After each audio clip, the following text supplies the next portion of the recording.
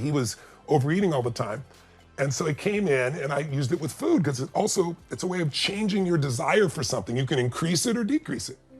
So I said to him, I said, that muffin there, how much do you want that? 0 to 10. Minus 10, you don't want it all. Plus 10, you want it totally. He goes, it's like about a 4.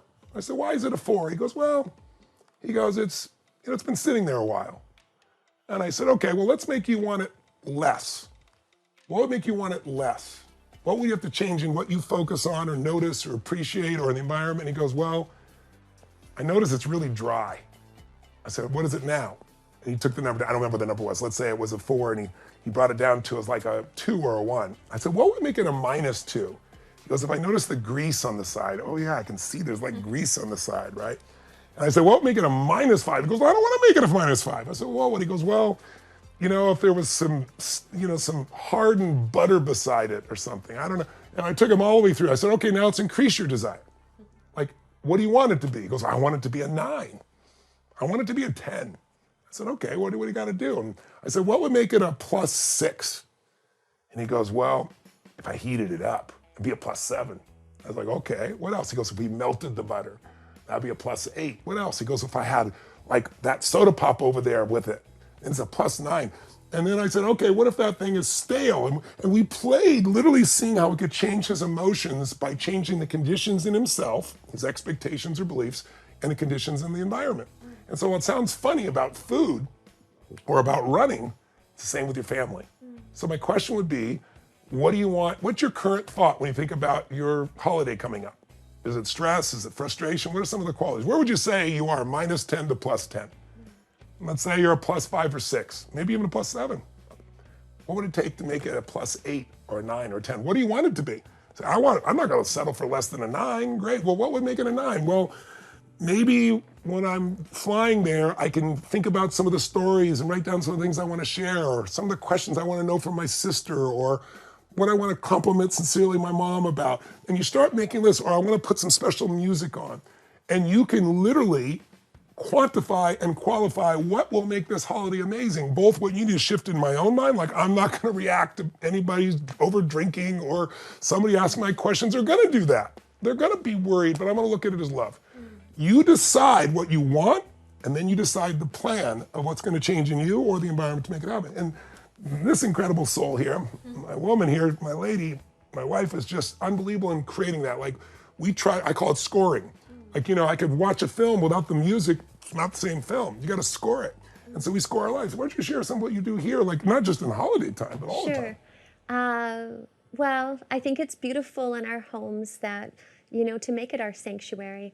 And, Pandora is such a gift, or whatever, Spotify, whatever it might be. But, we have the gift to have this beautiful music of this intuitive, you get to, use your preferences and so forth. And we literally have music and binaural beats and so forth that create a coherence. And you walk in to our home, a lot of people be like, what is that music? It's not music, but it's this container that fills the home with this beautiful harmony. And, I love to light candles or incense, and it's just the intentional. I think, what's so unique about the holidays, whether you're a religious person or you're not, or you're spiritual or you're not, there still is sacredness. And,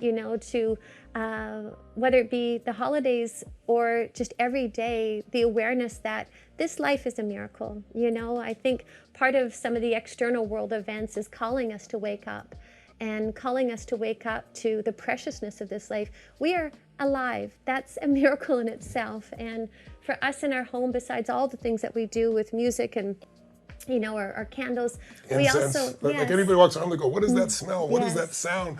And we don't just do the holidays, and I say we, here's who does the majority of it here, is that we create an ambiance, so the environment itself, an atmosphere makes you in a sense of awe or appreciation or gratitude or love, or just take a breath when you come home. And you certainly want to do that for your holidays, but maybe you want to do it all the time. Maybe you want to score your life more.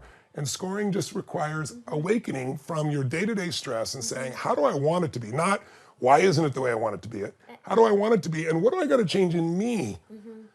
Instead of my judgments of these things, what do I need to appreciate more? What do I need to notice in my family or my friends or whatever?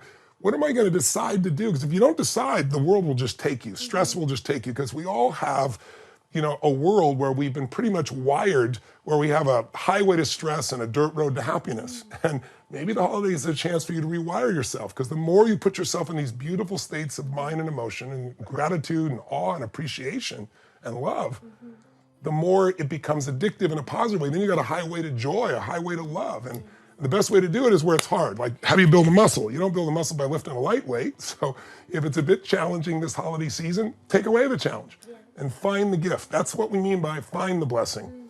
And then be the blessing is, what if you decided to show up in advance and it's like, I'm gonna love my mom while she's worried completely. I'm not gonna have any reaction. my sister asked me about my boyfriend or girlfriend, I'm married or not, or having kids or not. I don't get hooked by it. I'm just gonna see, like, everybody's just curious. And I'm gonna be there. What presence are you gonna give? I don't mean physical presence. What's your presence gonna be? Your presence. Listening, caring, loving. These are gifts that are priceless and they cost you nothing. And if you be that blessing, if you find the blessing, you be the blessing, you will have a blessed holiday and a blessed life. Yes. And a simple practice of, speaking of gratitude, if you're prayerful, it's beautiful. I think the simplest prayer is just to say thank you. A lot of times for Thanksgiving, as a family, we'll go around and we'll just share what was literally a blessing during the year or what we're thankful for. It can be as simple as our health or, just a moment or whatever it looks like, but it's really beautiful because it's like the mind's just focusing on that, and, somebody else will share, they'll share something else, and it's expanding, it's heart expanding, and it's a beautiful practice. And by the way, we do that every day of our lives. If we're sitting down and we're coming together as a family for breakfast, we just hold hands and we just literally say thank you for this day, thank you for this family, thank you for this life. But it sets the tone. It's one thing to say, oh, I'm grateful, I give you something and you say thankful, or you say thank you.